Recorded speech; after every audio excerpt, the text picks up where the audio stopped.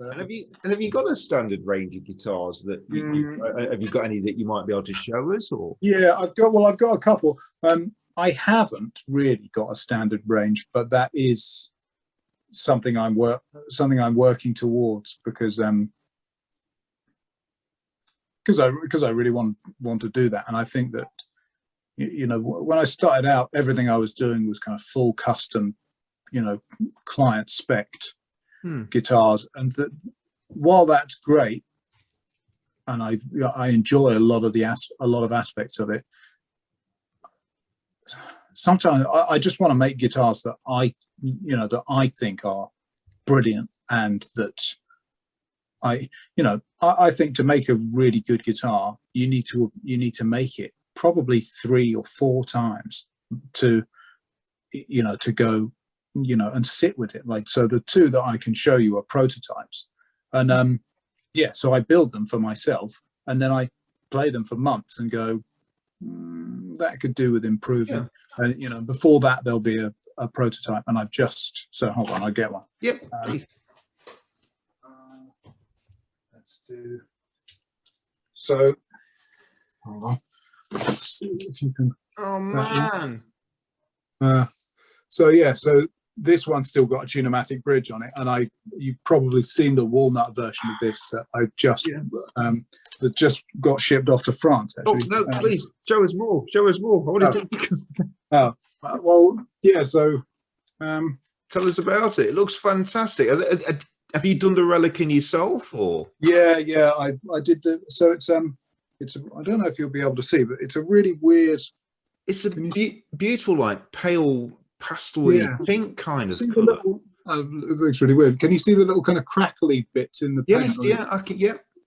So I use a weird. Well, it's not weird. I think it's milk paint. So it's like a kind of. It's an interesting paint. It has it's got milk. It's got casein protein in it, so it bonds directly to the wood. So it forms a really strong bond. But then you can, once you put it on, you can then heat up the wood and get these really cool kind of cracks in it. And I mix all the colors myself, so I can make, quite interesting colors and age it like crazy. I went a bit overboard on this one, to be honest. It's so nice. Oh, thanks, man. It's, so the pickup, the pickup surrounds, they're part of the bridge as well. Yeah. And I assume you've made all the bridge. Sorry, not part of the scratch plate as well. I made all those bits as well. And so this one that has a kind of, so it's got a kind of funny thing where you can see the pick guard's actually proud. It kind of stands off of the thing, is actually held on by the pots, and it's got a plastic or a kind of an acrylic backing. And I like that, but I thought it could stand out a bit more. So the next one I made, actually the brass is inlaid into the plastic backing, so it's got a wider edge, and and they sit at the same level, so that it actually looks nicer than this. And I didn't like the Tune-o-matic bridge, so I changed that. It's beautiful. I really like it, man. So they have you they P90s, you hand wound? Yeah, P90s. These ones are, I think, these ones are Monty's ones. Do you know Monty's guitars? Yes, I think they do. They're based in London, I think. They do pickups. So those are Monty's, and the one that just went out, I actually wound those myself. Because I wanted something slightly different, but I think it's always really good to kind of have industry standard stuff to kind of compare and contrast against when you're doing that. Because I've wound a few pickups. I'm not an expert. Sometimes it can work really well, and other times it doesn't. But you always need a bit of a benchmark to be like, oh, okay. Like a really, really great guitarist gave me that advice a long time ago, and just said, buy up, a bunch of you know, Seymour Duncan, stuff like that, where it's just like, you know, what people buy, what is the, you know, and actually they're really good. They're really good, those pickups. And if you know, if you're aiming to be better than that, you need to be listening to that all the time and being like, okay, well, like, you know, that's definitely an experience where I thought, oh, I could do this better. And actually in the main, I can't. There are a couple of pickups I can make that I think are, you know, maybe not better, but really good, and I really like the sound of them. But most of them, I usually buy branded pickups. The other thing is, if you're dealing with a client who, you know, isn't local and can't just pop in and have a play, it's much easier to say, well, go and find a guitar with those, you know, find a guitar and play it that you like, and then we'll get those pickups and put them in your guitar, because then they've got a better idea of what they're going to get. But yeah, so that's that one. And yeah, so I've made a couple of changes to the next one. I think you've probably seen it. It's got it's got a different headstock from this. So this has got a straight pull, but it's the other one's got the kind of like. Have you got it there? Are you able to have a look? I haven't got it. It's got, no worries. It's got a kind of shamisen style headstock, so it's got a kind of gap in the middle, and the tuners go perpendicular, so they pull the strings down at a greater angle across the nut, which I think seems to give really good tuning stability and sound really nice. Certainly, it's hard to know sometimes with this kind of thing whether it's a one-off or whether it's the design. But the guitar I just made, the second version of this, sounded amazing, and I was like, "Wow, it must be my clever design, but it might be some kind of fluke." But yeah, so that's that one. I'll get you another one. Hold on. Oh, we're going to put up lots of images of your guitars anyway in your work, so cool. you can see and put up all your links and everything. And all right, yeah. So this one is. Oh man, it's just so nice. It's so different. The different, the colours in the wood. I've noticed sometimes on your guitars, there's like contours and levels between the two different. I'm really into that. Between different surfaces and things, and again, it's just a unique feature, which again it creates some interest as opposed to just seeing a carved top or a carved back. Do you know what I mean? Or a flat back. Yeah, it's it's really, if you you know, I want to make things really, really bold. You know, I want you know, if I'm going to do a two-tone guitar, and I've done a few, I want it to really, really stand out. And one of the easiest ways to do that is to, you know, cut a chunk away. So it's like, well, actually, that is, you know, that is always going to have that additional, you know. In this one, I managed to run a channel, so you can, I don't know if you can see, but it's got. So there's actually a binding. So it's actually got binding running along between the two.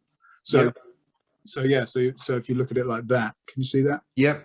So so that makes it really clear. So it means that rather than it just being a kind of flat one color against another, you've got one color and then the binding and the shadow of one being on top. Yeah. And so it just gives it that a different kind of dynamic. You know, it kind of looks different every time, you know, the light changes on it. You're like, oh, now it looks like it's maybe 3 different colors, or so I'm into doing all that kind of thing. And this one will be another model. I've basically got to make another 2 of these. So I'm going to make another one of these with Jazzmaster pickups, because I really like Jaguar pickups and that kind of sound, but it's not a wildly popular choice. And I also really like Jazzmaster pickups, and I think they'll look really, really cool in this kind of shape. So how would you describe the sound of that guitar? What is it? it's quite Jaguar-y. It's actually got a weird. It's not the standard kind of Jazzmaster wiring. It's this is a. I can never remember what I did. It wasn't my idea. Someone else did it, and I think Fender did it on a couple of their guitars. But these are like they're kind of EQ cuts. So I think this is like a mid cut and a bass cut. So on one circuit you can really dial in. You can be really kind of quite precise with the tone knob, which is really nice. It sounds pretty Jaguar-y, to be honest. I think, I want to do the one with Jazzmaster pickups and probably one with P90s, and I'll change. So this bridge was the kind of first version where I basically used the Tune-o-matic posts and just made a bar of brass and then intonated it.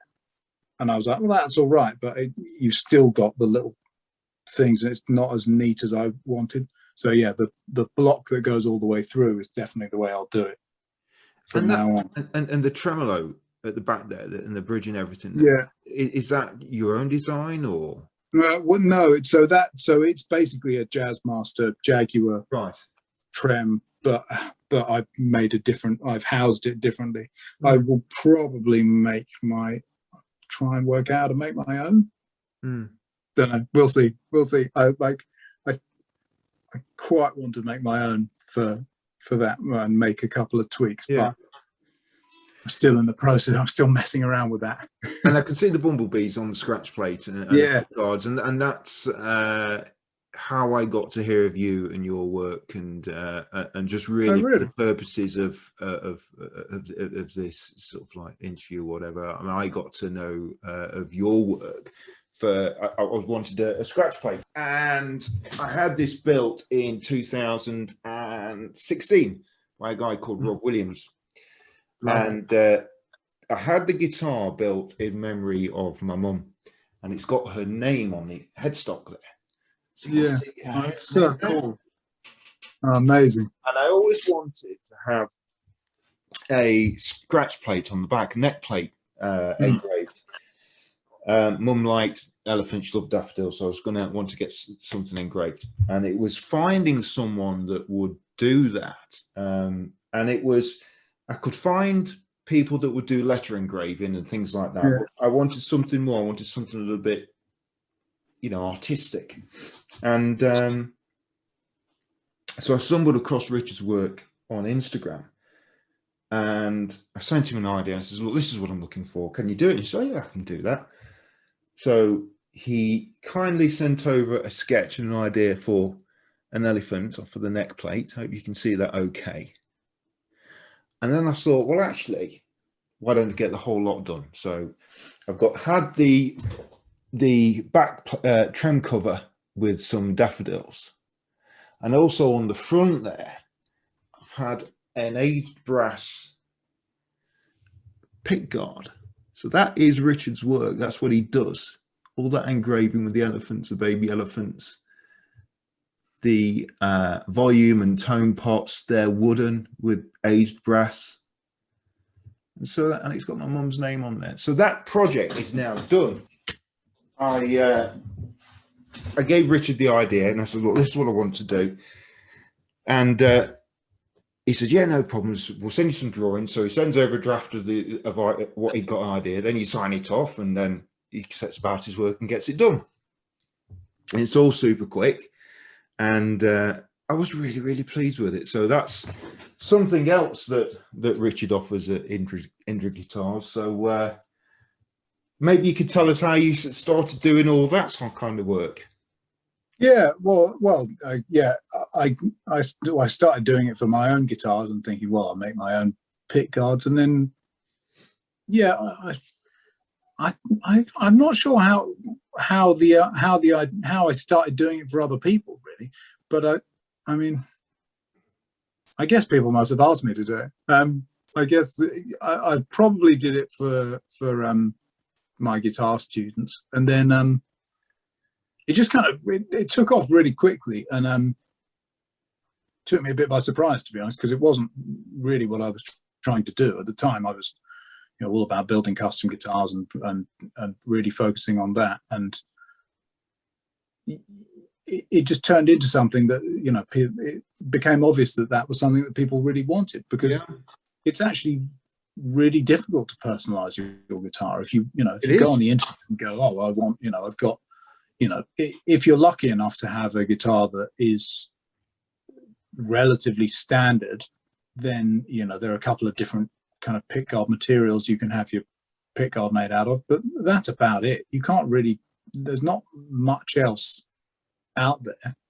And I just thought, well, you know, this is right up my street, because I like doing this kind of work, and I, from an artistic background, so you know, commission design stuff is quite straightforward for me, and yeah, it doesn't seem to be something that anyone else is really doing. And no, I struggled to find. I looked for 4 years, you know, trying to find. I found a really, and I'll put his links up as well, a really creative guy in Vietnam doing similar sort of work. Oh, really? Beautiful work, beautiful, but he was just backed up and just didn't, couldn't fit it in. So yeah, just finding himself was really handy, and you were local, so it really worked. One thing that the guy that built my guitar, and I says, look, Richard, Rob, I'm having it in aged brass, and he says, that'll weigh a bit, and I thought, yeah, that'll probably weigh a bit. So I sent you a message, didn't I? And I said, I says, this is going to add to the weight. And he said, no, it's okay, Steve, because the brass plates are very thin, and you put it on a backing, like almost like a conventional scratch plate, if you like, or you cut it down, which cuts down on the weight. And yeah, it does. It just cuts down the weight. So it is heavier than the normal kind of pick guard, but when it's all fitted, there's no difference, you know. No. Well, when I first started making them, I made a lot of stuff that was solid brass. One of the guitars I made myself was I'm not sure what's happened to that one, but yeah, it's solid brass and a big walnut body, and it weighs a ton. It's so heavy. And initially I made a lot of kind of Les Paul pick guards and stuff, and they're tiny, so it's kind of fun. And Les Paul's usually really heavy, so it didn't make a difference. Once I started making strap pick guards, I was like, that's noticeable once you put it on the guitar, you know. And they weren't super thick, like 1 to 1.2 mil, and I just thought, I've got to come up with a solution to this, because that it's just too heavy. It's way too heavy, you know, and no one really wants their guitar to be heavier. So yeah, that works out really well, and yeah, it's a bit easier to deal with, and I think generally it looks a bit better as well, because it gives it that extra little bit of contrast. So yeah, it's good, because I like it. I'm really pleased with mine. I'm really pleased. So really pleased. It's great. It's great to be part of the project, man. It's great. It's really nice. It's a great guitar. All right, Richard. Well, look, thank you so much. It's been really nice to finally meet you. And thank you so much for finishing off that little project for me. It's happy done, to do it. You know, and all my family and friends, you know, they think it's absolutely fantastic. So thank you very much for that. Oh, no worries, man. It was a pleasure. It was an absolute pleasure. All right. You have a good rest of the week, and I'll be in touch with you very, very soon. Awesome, man. Cool. I'll talk to you soon. Yep. See you later. Cheers. Bye.